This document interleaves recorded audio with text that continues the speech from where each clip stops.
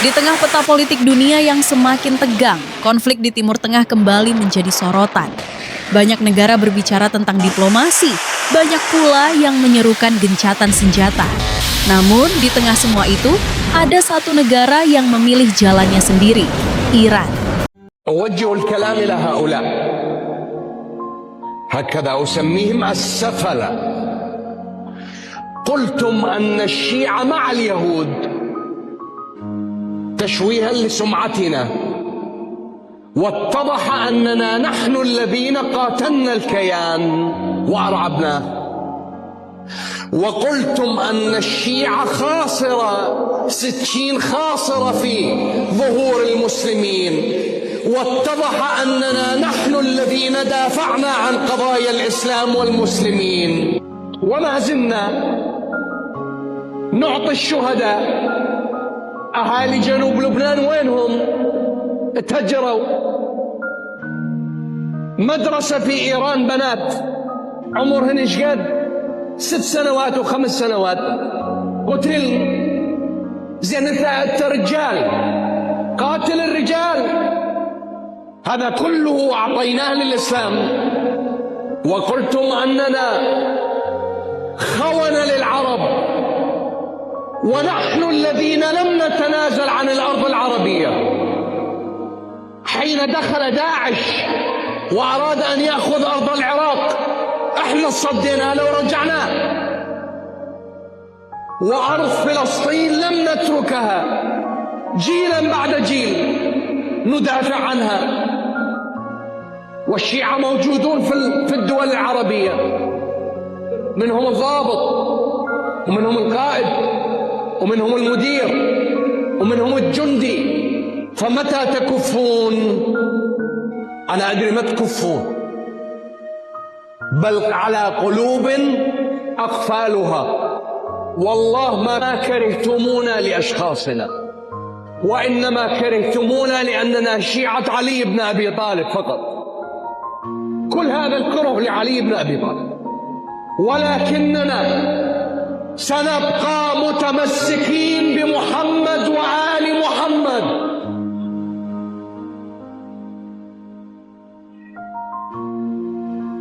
نحن أهل الحجاب، ونحن أهل الصلاة، ونحن أهل القرآن، ونحن أهل الصيام، ونحن المحبون لإخواننا المسلمين، ونحن الذين نرفض الفتنة، ونحن الذين نرفض الطائفية. أتعلمون لما؟ لأن الذي ربانا محمد وآل محمد.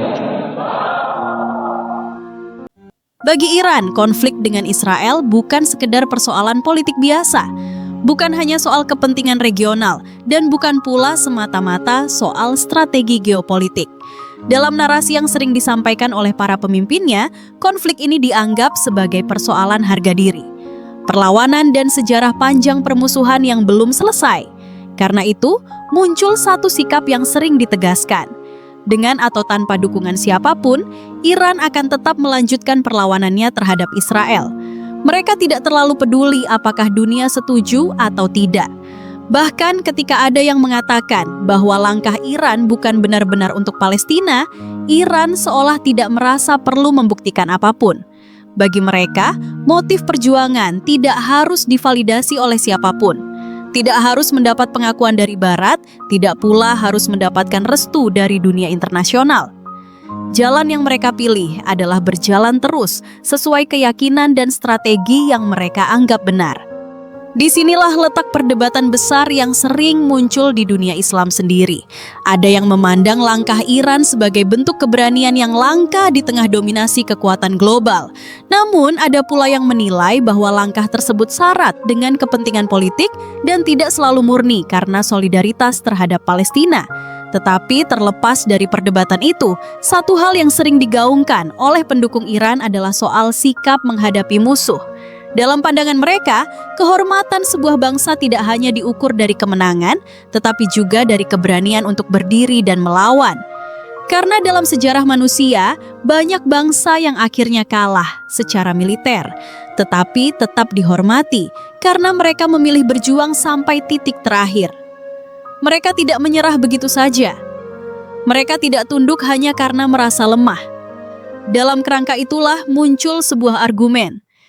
Jika suatu hari Iran benar-benar kalah dan hancur akibat konflik ini, setidaknya sejarah akan mencatat bahwa mereka pernah berdiri tegak, bahwa mereka pernah melawan dengan seluruh kemampuan yang mereka miliki, bahwa mereka tidak memilih jalan menyerah sebelum mencoba. Dalam sudut pandang ini, kehancuran bukanlah akhir dari kehormatan.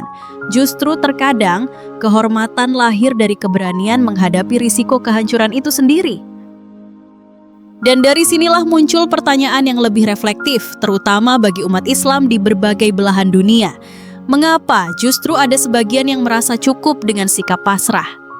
Mengapa ada yang begitu cepat mengatakan bahwa melawan adalah hal yang mustahil karena kekuatan yang tidak seimbang? Apakah benar kelemahan harus selalu dijadikan alasan untuk diam? Ataukah sebenarnya sejarah menunjukkan bahwa banyak perubahan besar justru dimulai dari pihak yang awalnya terlihat lemah? Pertanyaan-pertanyaan ini tentu tidak memiliki jawaban yang sederhana. Realitas politik internasional sangat kompleks. Banyak negara mempertimbangkan stabilitas, keamanan dalam negeri, ekonomi, dan berbagai faktor lain sebelum mengambil sikap yang konfrontatif. Namun tetap saja, dalam ruang diskusi publik, perdebatan ini terus hidup. Ada yang menilai bahwa keberanian Iran adalah simbol perlawanan terhadap dominasi kekuatan besar. Tetapi ada juga yang menilai bahwa konflik bersenjata hanya akan memperpanjang penderitaan rakyat sipil di berbagai wilayah. Di tengah semua perdebatan itu, satu hal yang terus menjadi pusat perhatian dunia adalah Gaza. Wilayah kecil yang selama bertahun-tahun menjadi saksi tragedi kemanusiaan, konflik bersenjata, dan penderitaan warga sipil. Setiap kali konflik besar terjadi di kawasan ini, Gaza hampir selalu menjadi titik yang paling merasakan dampaknya. Rumah-rumah hancur, keluarga terpisah, dan masa depan generasi muda dipenuhi ketidakpastian. Karena itulah, ketika Iran menyatakan perlawanan terhadap Israel, sebagian orang melihatnya sebagai harapan bahwa tekanan terhadap Gaza bisa berubah. Mereka bertanya, jika suatu saat keseimbangan kekuatan benar-benar bergeser, apakah itu akan membawa perubahan bagi Gaza?